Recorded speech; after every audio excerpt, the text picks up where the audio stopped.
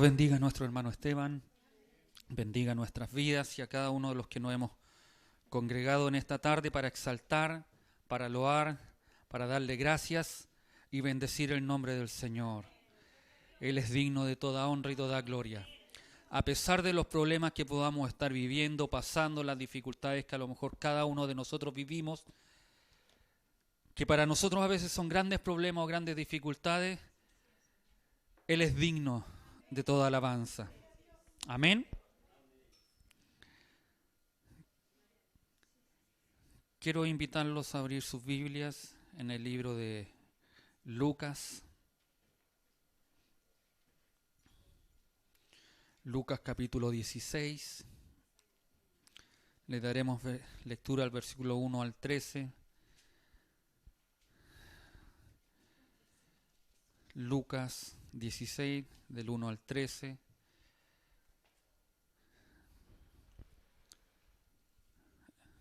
Para poder comprender esta parábola, tenemos la necesidad de haber comprendido en nuestros corazones primero lo que es la gracia de Dios.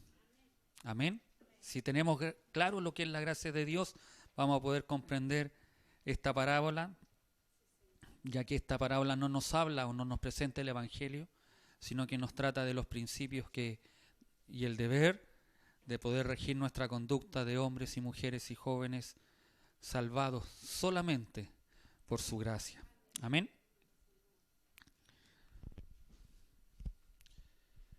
Dijo también a sus discípulos: había un hombre rico que tenía un mayordomo, y éste fue acusado ante él como disipador de sus bienes.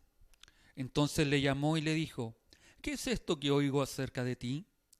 Da cuenta de tu mayordomía, porque ya no podrás más ser mayordomo. Entonces el mayordomo dijo para sí: ¿qué haré? Porque mi amo me quita la mayordomía. Cavar no puedo. Mendigar me da vergüenza. Ya sé lo que haré, para que cuando se me quite la mayordomía, me reciban en sus casas. Y llamando a cada uno de los deudores de su amo, dijo al primero: ¿cuánto debes a mi amo? Él dijo: 100 barriles de aceite. Y le dijo: toma tu cuenta, siéntate pronto y escribe 50. Después dijo a otro: ¿y tú cuánto debes? Y él dijo: 100 medidas de trigo. Él le dijo: toma tu cuenta y escribe 80. Y alabó el amo al mayordomo malo por haber hecho sagazmente, porque los hijos de este siglo son más sagaces en el trato con su semejante que los hijos de luz. Y yo os digo: ganad amigos por medio de las riquezas injustas, para que cuando éstas falten, os reciban en las moradas eternas. El que es fiel en lo muy poco, también en lo más es fiel. Y el que en lo muy poco es injusto, también en lo más es injusto. Pues si en las riquezas injustas no fuisteis fiel, ¿quién os confiará lo verdadero? Y si en lo ajeno no fuisteis fieles, ¿quién os dará lo que es vuestro? Ningún siervo puede servir a dos señores, porque o aborrecerá al uno y amará al otro, o estimará al uno y menospreciará al otro. No podéis servir a Dios y a las riquezas. Amén. Tome su asiento.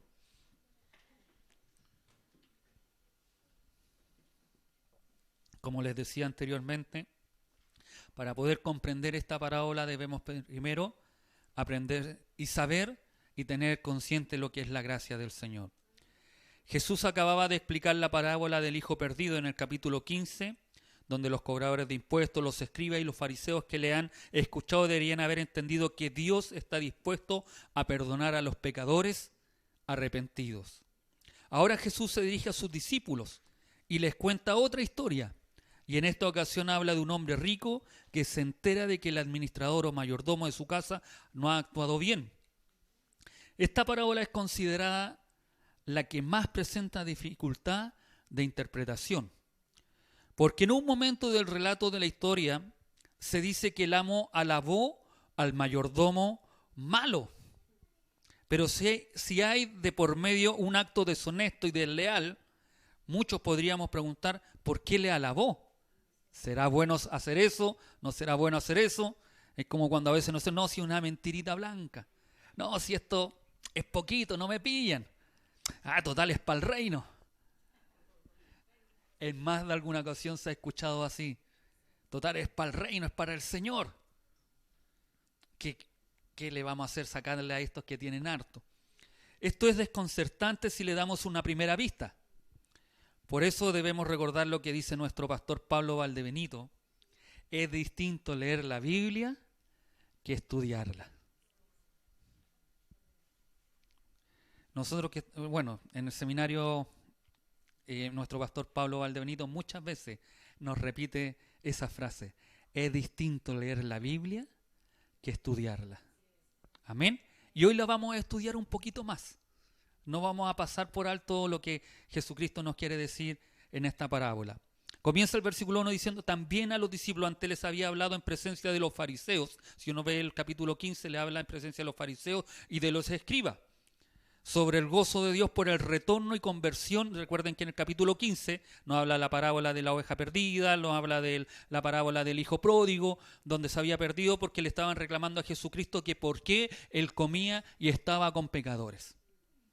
Y era lo que se estaba dando. Y en el capítulo 15 se habla del gozo que tiene el Señor por alguien que era perdido y es recuperado. Amén. Los publicanos y los pecadores oyen esta buena noticia. ¿Quién no va a escuchar la buena noticia y va a sentirse perdonado por el Señor? El que no merecía nada, el que no tenía esperanza para entrar, para estar con el Señor, el que no tenía esperanza de vida eterna, escucha esa verdad que sus pecados son perdonados. ¿Quién no va a querer estar con el Señor? Eso es aceptar aquella gracia, algo inmerecido, algo que usted y yo no merecíamos y se está aceptando solamente por la voluntad del Señor. Estaban entonces los publicanos, los pecadores, estaban presentes también muchos los que marchaban con Jesús. Ahora se dirige Jesús a sus discípulos, a los que están resueltos a aceptar la palabra y a seguirla. La pregunta que nosotros podríamos hacernos, ¿estamos dispuestos a aceptar la palabra de Dios y seguirla? Nosotros nos decimos creyentes, nos decimos que somos discípulos del Señor, nos llamamos incluso cristianos o cristianos evangélicos, como que queramos llamar. La petición o la obligación nuestra es hacer lo que la palabra del Señor nos dice. ¿Ya? Si usted se dice ser cristiano, debo hacer lo que la palabra del Señor dice. Nos cuesta, sin lugar a dudas, pero intentamos de hacerlo. Esto es importante y necesario en seguir las instrucciones que nos pongan en claro lo que es necesario para alcanzar la gloria que se halla en el camino final. Si yo no sigo lo que la Escritura me dice, me va a costar llegar al camino final. ¿Y cuál es ese? El de la vida eterna. ¿Amén? Yo por lo menos quiero llegar allá. Y espero que ustedes también lleguen, y lucho y oro e intercedo para que ustedes también puedan llegar allá y allá nos gocemos, estemos felices, contentos. Todo lo que la Escritura nos dice que se hará allá, yo quiero estar allá. Amén. Y espero que usted también. Y si hasta aquí a lo mejor nos hemos desviado un poquito, volvámonos. Había un hombre rico que tenía un administrador, el cual fue denunciado ante su dueño como malversador de sus bienes. Lo llamó pues y le dijo, ¿qué es lo que estoy oyendo de ti? Dame cuenta de tu gestión porque ya no podrás seguir administrando mis bienes. En Palestina había muchos terratenientes que vivían lejos de sus tierras. Un terrateniente era un hombre que tenía muchas hectáreas, muchas propiedades, y ellos normalmente no vivían ahí, sino que las arrendaban para que otros trabajaran en sus viñas. ¿Ya?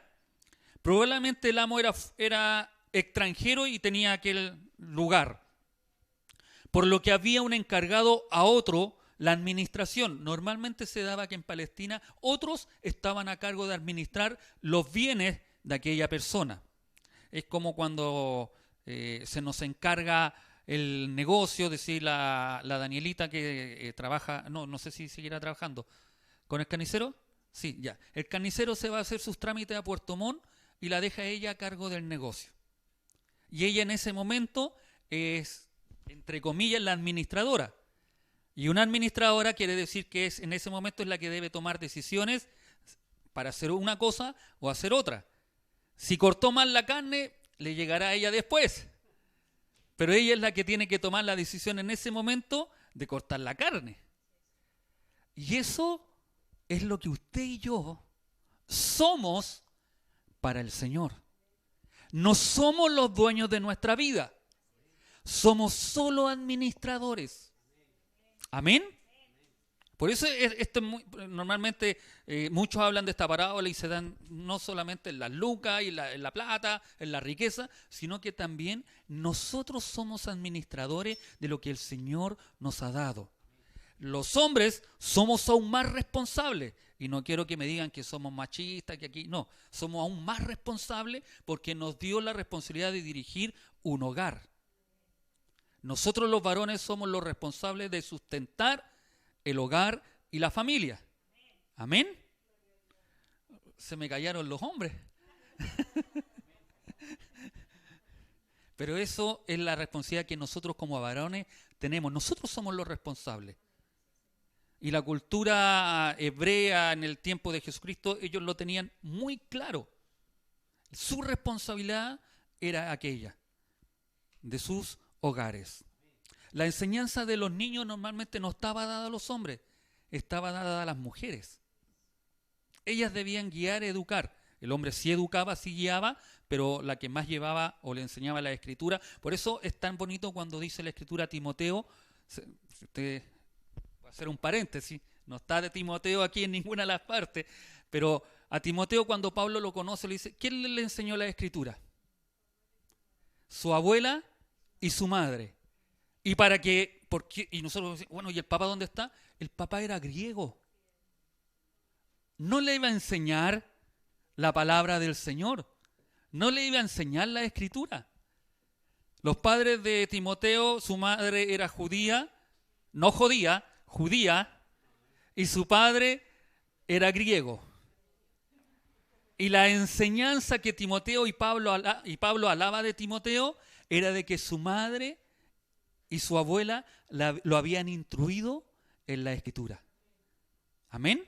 Así que la responsabilidad que tienen las mamás es grande.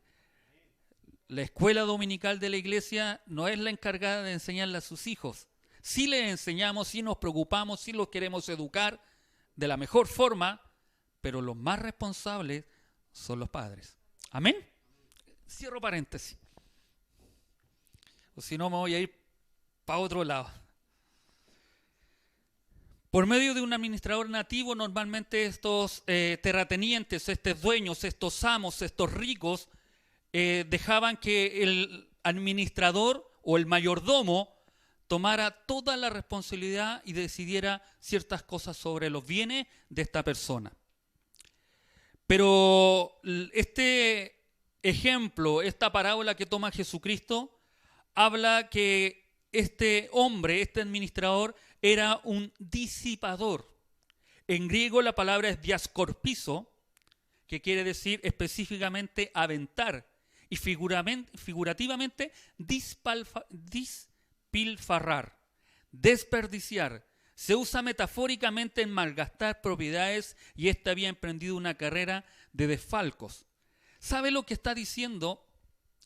Ya que si no lo entendemos de la forma que la Biblia lo dice, es decir, el diccionario lo dice, es aquella persona, y normalmente usted la ve en las autoridades o acá en Calbuco, se lo voy a graficar de la forma.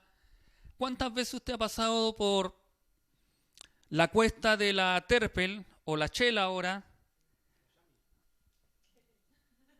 Ya, la cosa es que los trabajos que se realizan ahí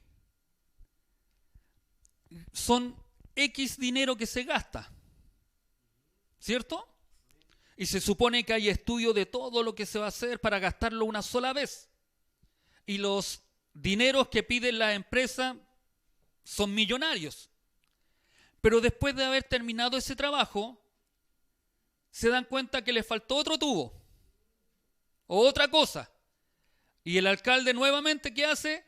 Abra nuevamente ese hoyo Nosotros normalmente decimos, ya están abriendo hoyos, y lo hacen siempre en tiempo de invierno, donde llueve, en verano no hacen nada.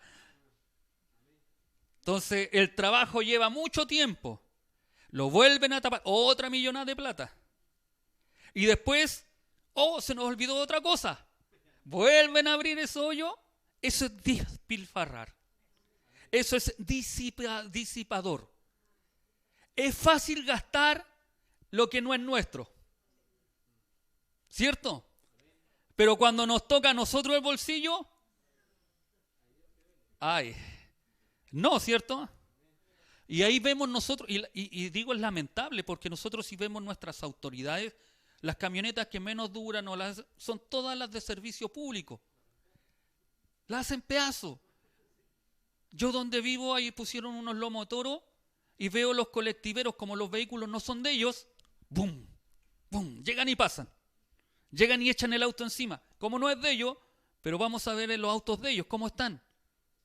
Están bien cuidados, están bien preocupados. Y eso es ser un disipador.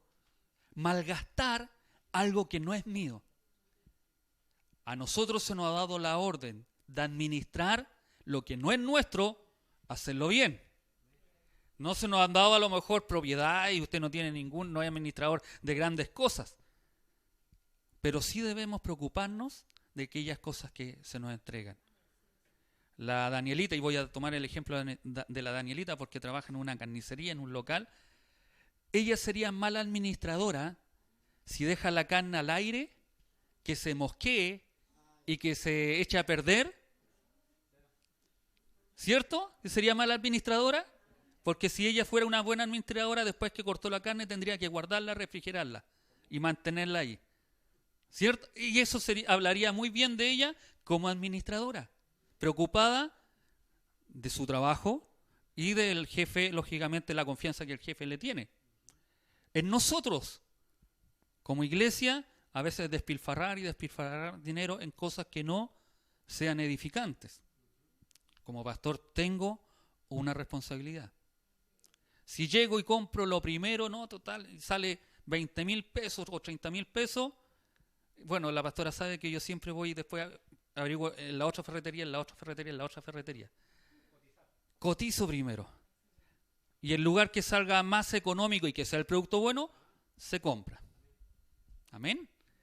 Y muchas veces ustedes a veces nos ven a nosotros haciendo los trabajos para no despilfarrar el dinero y pagarle a un maestro. Uno siempre dice, bueno, si nosotros podemos hacerlo, ¿por qué no lo hacemos? Eso es despilfarrar, eso es disipador. Entonces este administrador, este mayordomo, estaba haciendo algo que no correspondía con el dinero que le correspondió, las riquezas de su amo. ¿Se entiende, cierto? A este administrador lo han denunciado, con razón o sin ella, ante su señor como malversador de sus bienes. Para el señor esta denuncia más que razón suficiente para pedirle cuentas al administrador, y al mismo tiempo se le notifica que va a cesar de trabajar. Es como que pillaran a la Danielita, le dijera después el carnicero, Danielita, dame cuenta de esto y aparte de la cuenta que me vas a dar, te vas. Ya no trabajarás más aquí. Y la Danielita dice, entonces para sí, ¿qué voy a hacer ahora que mi señor me quita la administración? No voy a poder trabajar más en la carnicería. Para acabar, no sirvo. Para trabajar en otra cosa, no, ni para allá ni para acá. Y mendigar, tampoco. Me da vergüenza. Ya sé lo que tengo que hacer. Le voy a decir a mi mamá que venga a comprar y si tiene deuda le voy a dar más de lo que, parafraseando, la escritura dice otra cosa. Dice, ya sé lo que tengo que hacer para que cuando quede destituido de la administración, la gente me reciban en sus casas. Amén. Creo que con la ilustración de la Danielita queda más que claro. El diálogo que entabla el administrador consigo mismo revela el apuro en que se hallaba. Ha perdido el buen nombre No puede ni pensar en en un buen trabajo, en un buen puesto. Al contrario, si lo destituye un administrador, lógicamente ningún otro terrateniente, otro hombre rico, lo iba a contratar. Porque tenía, es decir, uno no contrataría a una persona que sabe que es despilfarradora. ¿O sí? No. Justamente, es más gasto que... Para trabajos pesados le faltaban ya las fuerzas. El decoro no le permite mendigar. Iba a caer a lo más bajo, es decir, nadie le iba a dar trabajo. Se pone a considerar cómo él quería construir. Es como cuando uno quiere construir una torre o como el rey amenazado por una guerra decide perdonar. Y así lo hace. Dará un buen trato a aquellas personas que le debían al amo. El administrador no le atormenta escrupulosamente la conciencia. Todavía tiene en la mano la posibilidad de crearse amigos que le queden obligados, que le ofrezcan albergue. Todavía es administrador que puede negociar con lo que se le había confiado. ¿Qué quiere decir esto? Dice que este administrador, y esto es aquí hay muchas enseñanzas que nosotros debemos tomar. Está preocupado de sí mismo, del futuro. Está pensando él en el día de mañana. Nunca este administrador se puso a pensar, voy a pedirle perdón al administrador, voy a pedirle perdón al carnicero, lo hice mal, fallé, no debía haberle dado esa carne a mi mamá, ese bistec. Al contrario, más encima le cobré menos. Mandé a la pastora también que venga a buscar y tampoco. No debería haberle dado todas estas cosas que le di, pero yo sé que, porque el administrador pensó así, pero yo sé que cuando esté sin trabajo, la pastora me va a invitar a almorzar. Po. Si esa es la pillería, po. Estoy salvadita ahí, tengo almuerzo seguro. Eso era lo que él había pensado rápidamente. Él se preocupaba del día de mañana, sin reflexionar de lo que había hecho, de lo que él había realizado, de que se había equivocado a lo mejor y podía pedir perdón, no lo hizo, sino que pensó sagazmente, como dice la Escritura. Veamos el versículo 5, dice: y llamando uno por uno a los deudores de su señor, preguntó al primero: ¿cuánto debes a mi señor?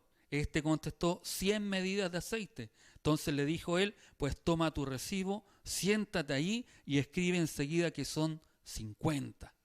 Después preguntó a otro: ¿y tú cuánto debes? Este contestó: 100 medidas de trigo. Él te dice: toma tu recibo y escribe son 80. Yo no sé, Danielita, si fían, nosotros acá conocemos como el nombre del fiado. Usted sabe cuando uno dice si fían, uno sabe lo que es, po. Y hay un cuaderno dentro de las carnicerías, los almacenes, en alguna oportunidad, más de alguno ha pedido fiado, por lo menos nosotros. No puedo decir que no es así. Y después iba a fin de mes, llegaba lo poquito de sueldo que llegaba, todo se iba ya pagando el fiado. No sé si alguna vez le pasó a usted. ¿Se imagina el administrador de ese local, no fuera el dueño, y dijera: a ver, ¿cuánto le debe? Oh, y le debía 200.000 pesos debes. Anota 100 nomás. ¿Cómo quedaríamos nosotros? Bendición del Señor. Gracias, Señor. Así diríamos. Como cuando a veces se equivocan en los vueltos. Gracias, Señor, justo. En más de alguna ocasión a alguien le ha pasado. Y a veces no hemos quedado con el vuelto. No hemos sido justos. Eso es pecado, ¿eh? Si no lo sabía. Así es, mi hermano Esteban, hay que devolverlo. Difícil, pero no imposible. En la parábola solo se presentan a dos deudores. El trigo y el aceite eran los principales productos de la tierra en Palestina. 100 medidas de aceite, en el texto original, era la cosecha de 140 o 160 olivos, una cantidad de unos 365 litros. 100 medidas de trigo se puede cosechar poco más en 42 hectáreas de tierra. No era algo menor. Es decir, unos 360 hectolitros. Al primero le rebajan el administrador 50% de la deuda y al segundo el 20%. Uno podría decir, bueno, ¿y por qué la diferencia? Económicamente, tanto el 20% de trigo como el 50% de trigo era la misma, de aceite. Era exactamente 500 denarios aproximadamente. Y cuando nosotros vimos el denario la semana pasada, ¿se recuerdan? Que el denario era el trabajo de un día y 500 denarios era aproximadamente un año, el trabajo de un año, 8 meses o 9 meses, si es que sacamos la relación de lo que queda. En ese tiempo era otro el calendario que funcionaba, era de menos días que el calendario que tenemos hoy, ¿ya? Pero esa era la diferencia, es decir, en igualdad uno dice, 50 y 20, no, en proporción era la misma, en denario era la misma. Por eso esto, es decir, el de aceite voy a pagar la mitad. Si son 500 denarios, es decir, después voy a pagar 500, nomás debía 1000 denarios, es decir, no era menor. Entonces, por eso él decía, si hago esta paleteada con ellos, después me van a recibir en su casa. Por eso lo hace. Y el versículo 8 es el que genera controversia. Dice, y alabó el Señor al administrador infiel por haber obrado con tanta sagacidad, pues los hijos de este mundo son más sensatos o más sagaces en el trato con lo suyo que los hijos de la luz. Amén. Cuando se habla de que Jesucristo alabó a este hombre, la palabra o el versículo está diciendo que él era un administrador, un mayordomo infiel. ¿Ya? No separemos cómo Jesucristo está hablando de aquella persona. Lo que Jesucristo alaba es la actitud que ellos tenían. Ahora bien, ¿cómo puede Jesús alabar por su sagacidad a este estafador?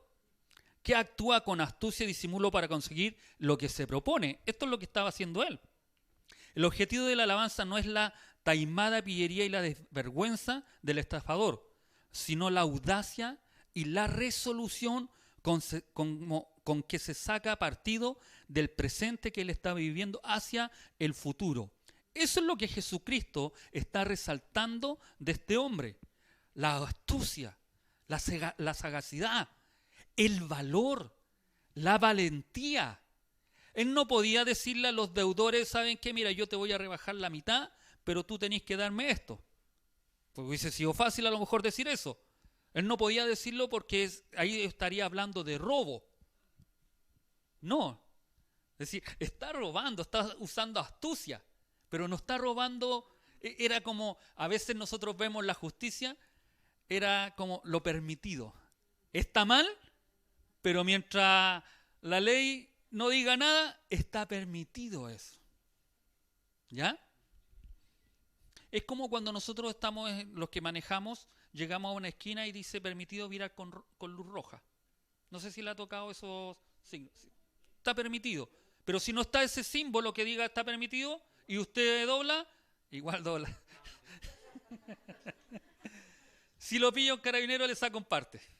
Si el carabinero me pilla estando ese símbolo, no me puede sacar el parte porque ahí dice que está permitido. ¿Ya? A veces hay cosas así. Y en esta parábola se muestra eso. De que este hombre no se le podía acusar de robo porque no había pedido la otra parte para él. Sino que se le acusa de que fue audaz. A este yo lo voy a echar porque hizo usufructo, hizo malas cosas con mi dinero, lo despilfarró, tomó malas decisiones, y más encima, como lo voy a despedir, lo voy a echar, no termina de dejar a eso, sino que sigue haciéndolo, y lo sigue haciendo con astucia, es decir, para que después estas personas lo reciban en su casa. Acuérdate cuando yo te rebajé, porque el dueño ya no podía hacer nada más. El dueño no podía volverle a cobrar a aquellas personas porque no nos olvidemos que cuando un administrador era juez y parte, era el que, si él decía que era eso, eso era. Independiente que uno podía decir, no, eso es.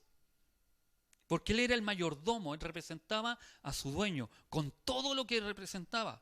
Por eso es tan preocupante cuando nosotros administramos mal tanto los recursos que el Señor nos da, nuestro hogar, nuestro tiempo, porque también nosotros a veces administramos muy mal nuestro tiempo para servir al Señor.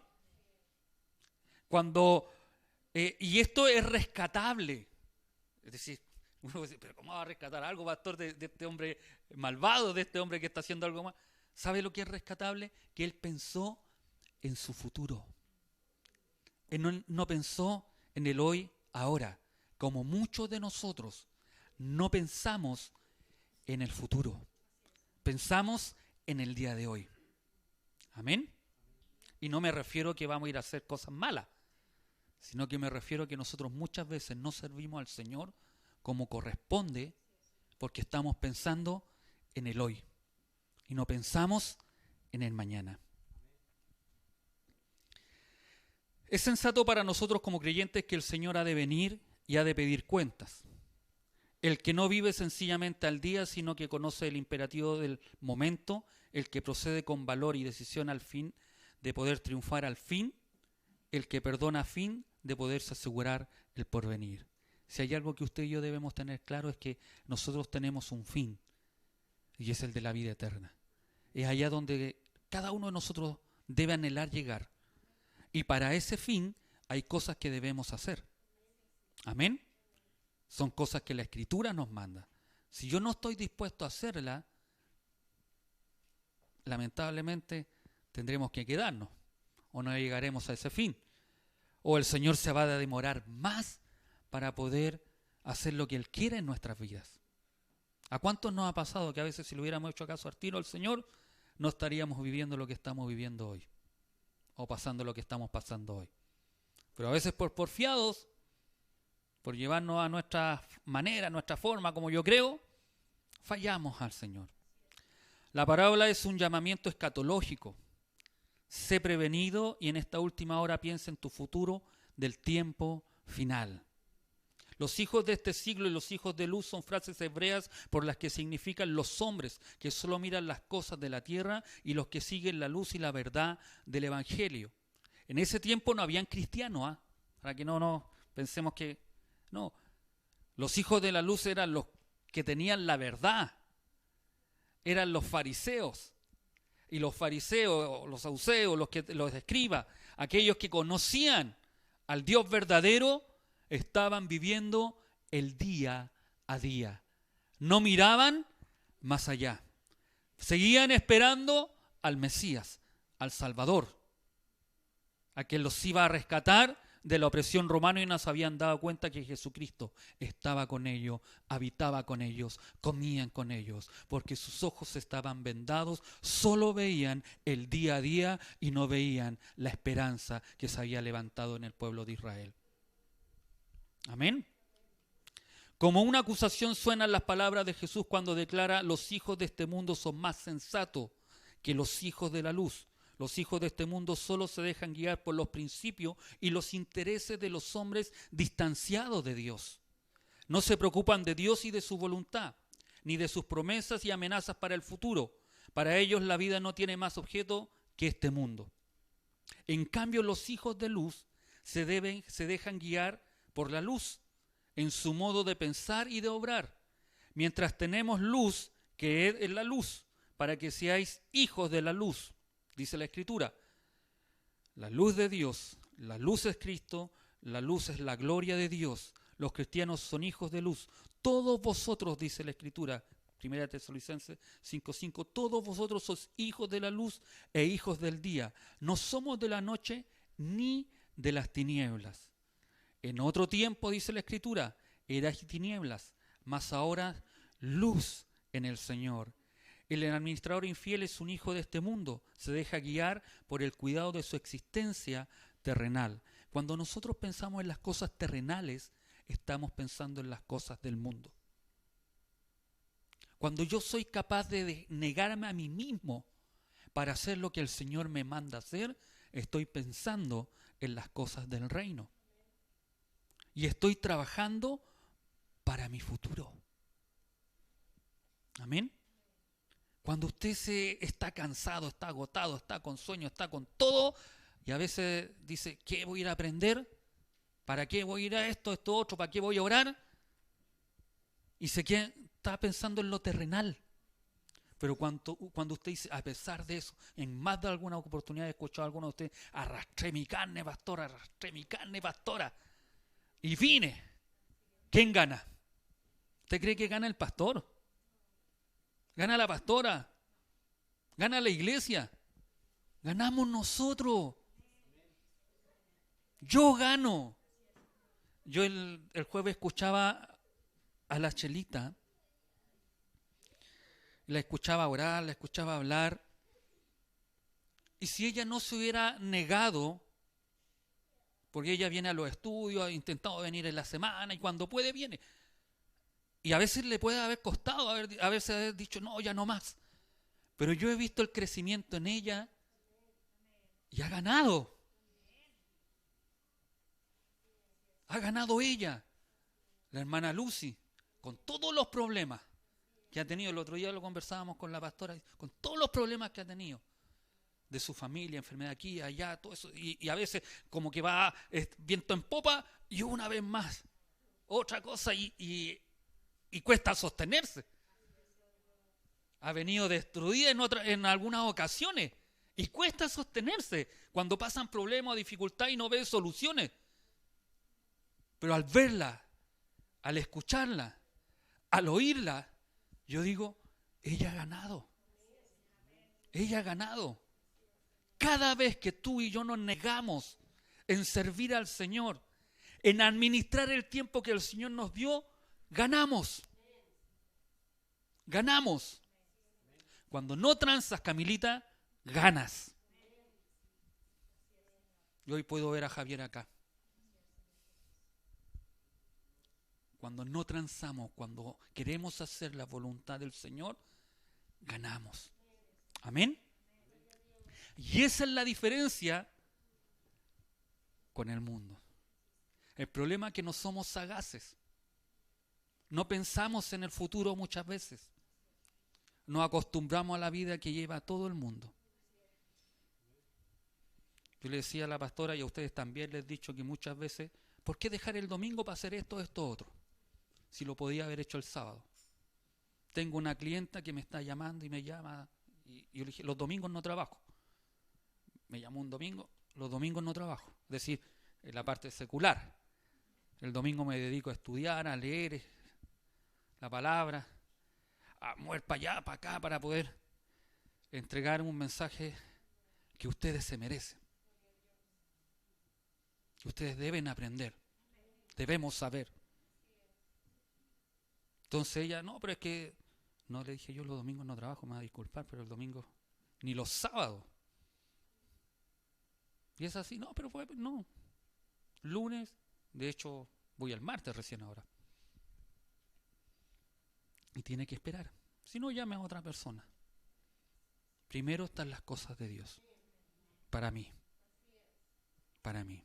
Y eso me ha llevado bendición.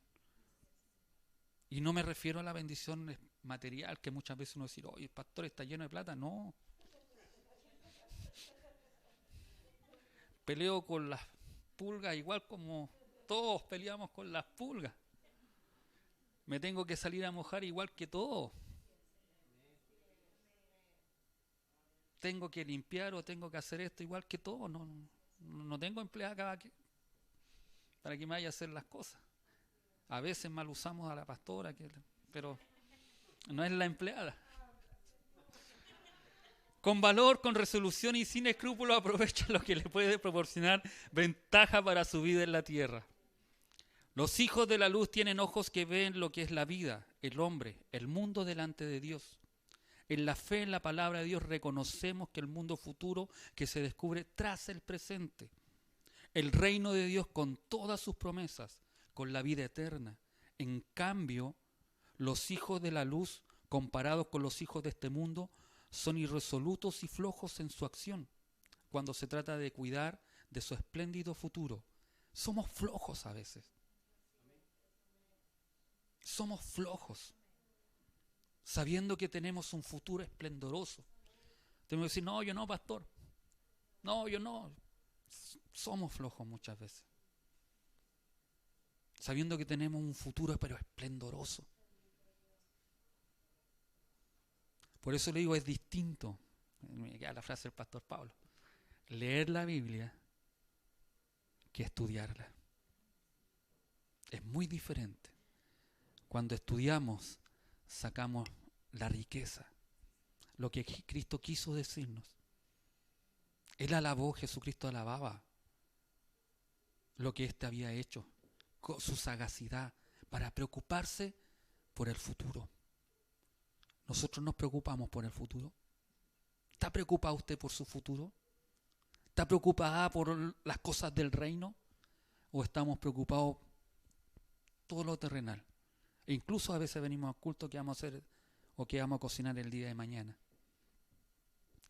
Jesús tiene razón de quejarse. No en todos los sentidos son los hijos de este mundo más sensatos que los hijos de la luz. Son más sensatos en el trato con los suyos, con la generación que es la suya, en la esfera de los asuntos de la tierra, en la vida económica y de los negocios, donde quiera que se trate de procurar una vida vivible. Ellos son astutos. ¿No? Es decir, un rico no necesita a Dios para ser rico, en pocas palabras. Y eso usted lo debe tener claro. Yo para tener plata no necesito a Dios, como muchas personas dicen. No necesito a Dios para esto, para trabajar, esforzarme, sacarme la mugre y ganar plata, para estafar a medio mundo, no necesita a Dios.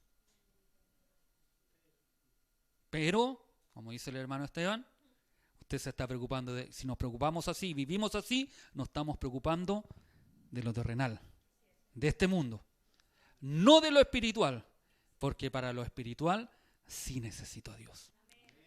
Ya sea rico o sea pobre. Tenían los judíos, los hebreos tenían un pensamiento que incluso está manifestado en el versículo 9, de que cuando un rico le daba a un pobre, después este pobre intercedía, cuando ya morían, intercedía por este rico, si este rico le había dado. Ese era el pensamiento que tenían los judíos. Y no nos olvidemos, dile en la parábola del rico y Lázaro, ¿se recuerdan? Que el rico no le dio nada al pobre. Aparentemente le dio las migajas, no nos olvidemos. Que él comía las migajas. Y para eso el rico le había dado algo. Por eso le pide, dile a él, a este que Lázaro, a este pobre, que me venga a tocar. Porque ellos tenían esa percepción de que si un rico, si yo como rico voy y le doy a mi hermano Esteban, aunque él es más rico que yo, tiene campo, tiene casa, tiene oveja, tiene camioneta. Pero yo como rico le doy a mi hermano Esteban. Morimos los dos. Cuando vaya ante el juez, ante el tribunal de Dios, según el pensamiento judío, él podía interceder. No, Dios, déjalo pasar, porque él me ayudó a mí. Es como cuando, usted no sé si ha escuchado a muchas, en otras doctrinas, enseñanzas o religiones se dice, él era tan bueno, merece el cielo. No sé si ha escuchado esa expresión. ¿Sí? Era lo mismo que ocurre acá. Y la gente lo sigue haciendo. Siguen haciendo buenas obras, pensando que esas buenas obras lo van a hacer salvo. Justamente, es mentira. Es falso eso. La única entrada para entrar al reino de los cielos es Jesucristo. Yo soy el camino. Yo soy la verdad y la vida. Nadie viene al Padre si no es por mí, dice el Señor. El Kyrios, el amo, el dueño de nuestras vidas. Amén. Entonces, quitémonos este pensamiento de que por más buenas obras, las obras debo hacerlas. No para ser salvo, sino porque ya soy salvo. Amén. Versículo 9, y yo os digo mediante las riquezas injustas, procuraos amigos para que cuando éste deje de existir os reciban en las tiendas eternas. Era el pensamiento que ellos manejaban, de que los buenos amigos, es decir, lo que hizo aquí lo van a atender. El administrador infiel se aprovecha de los bienes que administra para hacerse amigos que se interesan por él cuando ya no pueda ser administrador.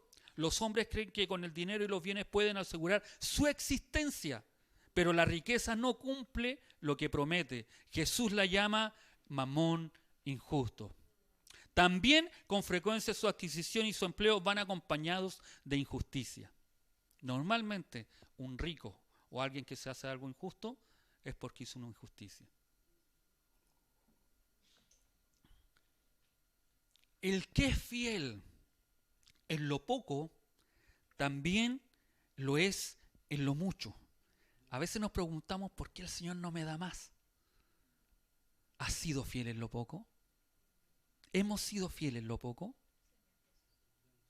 ¿Cómo puedo administrar más si no he sido fiel en lo poco que el Señor me ha dado? Mire, también lo es en lo mucho. Y el que es infiel en lo poco, tenga por seguro que también lo va a hacer en lo mucho. Si en lo poco no fui fiel, en lo mucho tampoco voy a ser fiel. Y más de alguna vez nosotros hemos dicho, no, cuando tenga esto otro, voy a hacer esto otro. ¿Y en lo poquito? ¿Por qué en lo poquito que tienes no fuiste fiel ahí? ¿Esperas tener más para ser fiel? No es así. Y si no habéis sido fieles en lo ajeno, ¿qué nos dará lo nuestro o lo verdadero? El administrador se le exige que sea fiel. El administrador de la parábola no era fiel, sino injusto. Despilfarró los bienes que le había confiado su señor y los utilizó para sus propios fines, con perjuicio de su dueño. El Señor no alaba la infidelidad del administrador, como si tal proceder rufianesco fuera sensato. El que tiene posesiones no es en todo caso más que administrador, puesto que el propietario de nuestros bienes siempre será Dios. Los bienes que nos han sido encomendados deben administrarse fielmente, conforme a la voluntad de Dios. Los bienes de la tierra no son el don supremo que Dios nos confía. A veces, si los judíos en la época pensaban que si una persona era rica, tenía esto otro, era un bendecido de Dios. Era tocado con la mano de Dios. Se pensaba de esa forma. Se creía, este tiene animales, tiene tierras, tiene casas, tiene esto otro, tiene personas que le hacen y servidores. Este es un bendito de Dios. Dios lo ha bendecido, lo ha multiplicado. Y eso no es así. Los bienes del cielo no son el don supremo que Dios nos confía. Las riquezas o lo poco y nada que a veces podamos tener no es el don más preciado que Dios nos entrega. Es solamente lo poco, no es lo mucho. Mucho es lo auténtico, en lo que podemos basarnos y apoyarnos en lo venidero, la participación en el reino de Dios. Esto es lo mucho, hermano. Esto sí que es importante y que Dios puso en tus manos para administrar, para hablar, para decir. ¿Qué cosas? En el reino de Dios, la nueva vida y la vida eterna. Son las cosas que Dios puso. Eso es lo mucho. La riqueza, esto es vano. Esto se va y se queda. El día viernes visité al pastor Guido de Río Negro. Y no sé si ustedes se recuerdan a don Carlos, los que pudieron ir conmigo cuando el pastor se le quemó la casa, al pastor Guido, y él estuvo viviendo en la casa de don Carlos, que era uno de las personas de allá de Río Negro, que una situación económica muy buena, es uno de los que más sembraba trigo y todo ese tipo de cosas. Y llegué a una conversación que tenía él con el pastor José Gallardo, en el cual el suegro del pastor José Gallardo, un hombre ya de edad, profeta de Dios, porque llegó él vive en Puerto Montt y fue a Río Negro a decirle a don Carlos que si él no se volvía y hacía lo que Dios quería, iba a perderlo todo. Después de eso él se preocupó, no hizo caso al Señor, su esposa, su matrimonio estaba a punto de perderse, su esposa con cáncer, en el trigal que él tenía, unos animales se le metieron, le comieron, le pisotearon, todo eso, y él, por hacerla mejor, tomó los animales y los encerró en un camión y los tuvo por 3 días ahí encerrados. Cosa que el dueño de esos animales después lo demandó por robo. Y todo mal. Entonces uno se da cuenta que las riquezas, lo que uno puede tener o lo que uno haya prosperado, de un abrir de ojos se puede perder. Por eso les digo que los bienes que podamos tener no es lo más grande de lo que el Señor nos haya dado. Si los tenemos, disfrutémoslos. Vívanlos, disfrútanlos. Trabajen esos mismos bienes para bendecir la obra de Dios. Para misiones, para hacer esto otro. Tantas cosas que podríamos hacer y a veces no se puede. Porque nosotros hemos apretado o hemos cerrado la mano para bendecir la obra de Dios. Amén. Quizás a algunos no les gusta esto, pero es algo que yo debo decírselo.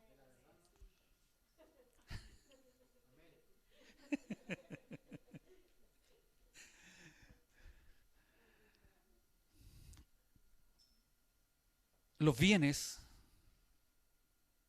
no es lo mayor. Lo mayor que el Señor nos entregó fue su evangelio, sus promesas de vida eterna. Sabe que a lo mejor muchos de ustedes a veces no tienen nada para comer o para darse grandes lujos de comida, porque sé que en la mesa nunca ha faltado. Pero a lo mejor no están esos lujos que a lo mejor, esas tortas que a lo mejor alguno de ustedes desearía comer, y la hermana Karina, el Señor no le toca el corazón para que le regale una torta. Y si se lo ha tocado, ella no ha tenido el corazón de Dios y ha dicho, no, estaré loca. El pensamiento que vino ese. Pero a veces hay cosas que son así. ¿No, reina? El pensamiento que a uno le da, ¿cómo yo voy a bendecir de esa forma, de esa manera? Pero cuando Dios confirma, confirma. Y uno debe hacerlo. Amén. Podemos perder muchas cosas, pero si hay algo que nunca vas a perder, aunque no tengas ni una en el bolsillo, va a ser tu fe, tu confianza de que eres salvo. Eso no te lo pueden quitar. Te pueden hasta matar. Te pueden hasta perseguir. Te pueden meter hasta en la cárcel. Como muchos de nuestros antepasados lo vivieron, lo pasaron. Si nosotros vemos el libro de los Hechos, cómo perseguían a la iglesia. Y no solo en la Escritura vemos, sino que vemos en la historia cómo perseguían a la iglesia. A los que predicaban el Evangelio. Los que decían ser cristianos y seguidores de Jesucristo. Ser imitadores de Él. Podemos perder muchas cosas materiales. Nos puede quemar la casa, esto otro. Pero hay algo que nunca podrán quitarte. Si tú siempre trabajas en lo del reino. Es tu fe, tu confianza, tu seguridad de vida eterna. ¿Sabe que cuando uno analiza esto, es el regalo que el Señor me dio? Nadie te lo puede quitar.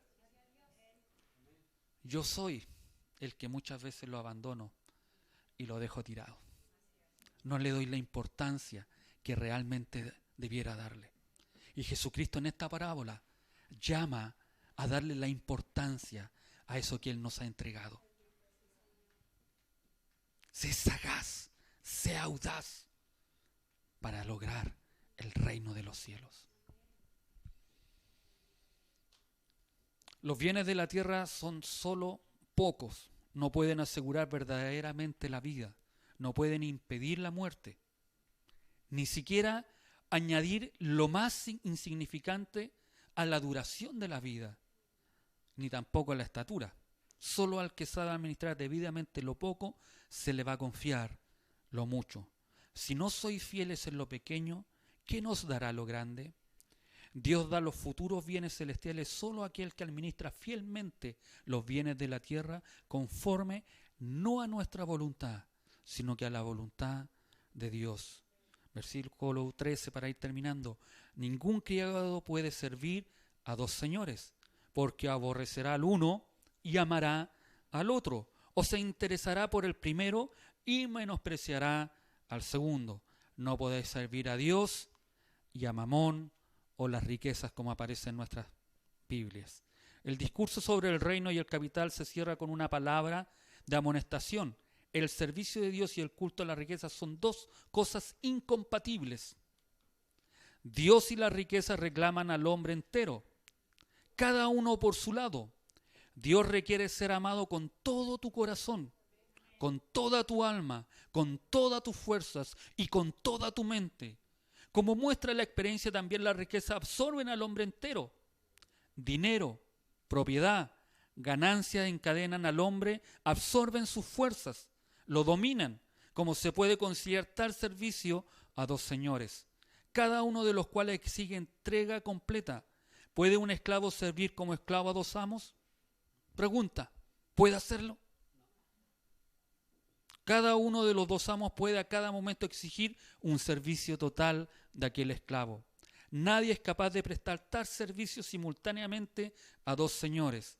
Las palabras de Jesús tienen por imposible un compromiso doble.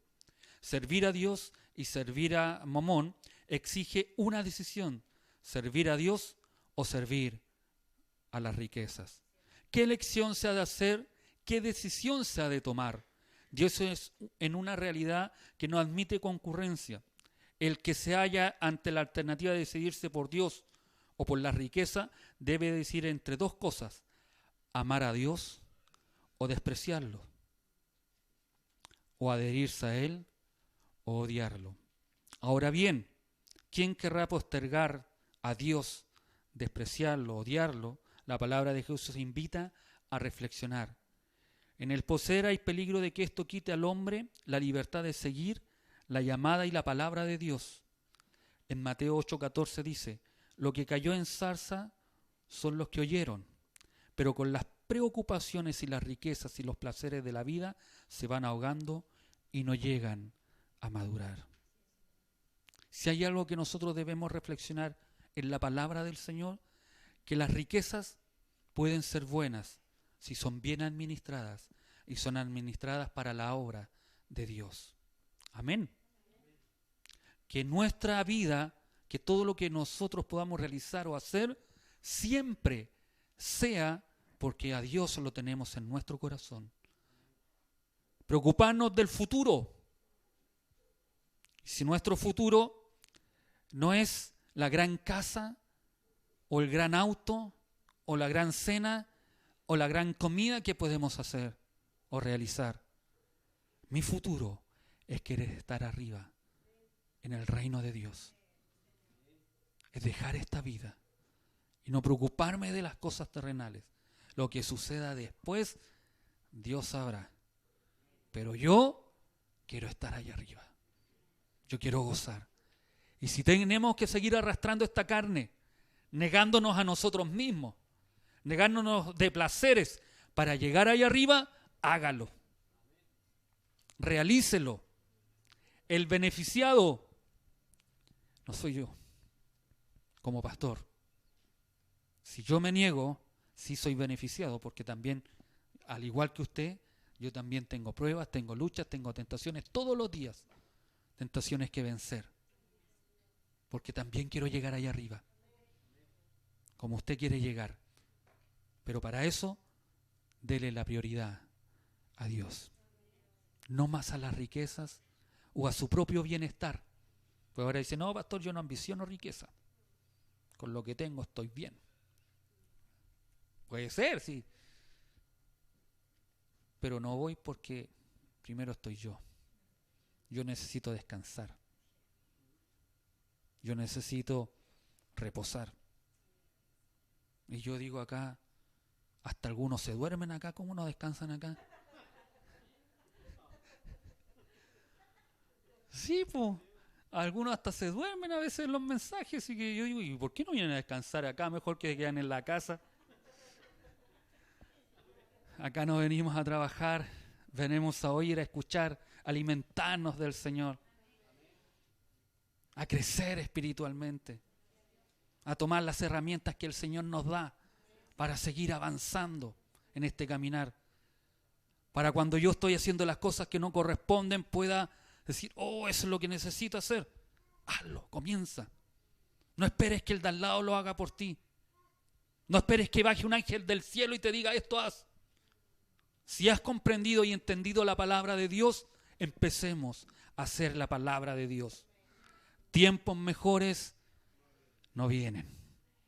Es lamentable, no te puedo decir, no, si tiempos mejores van a haber. No. No sabemos cuánto tiempo nos va a durar la iglesia así. Pero el tiempo que lo tengamos, aprovechémoslo. Amén. Que el Señor le bendiga. Póngase de pies.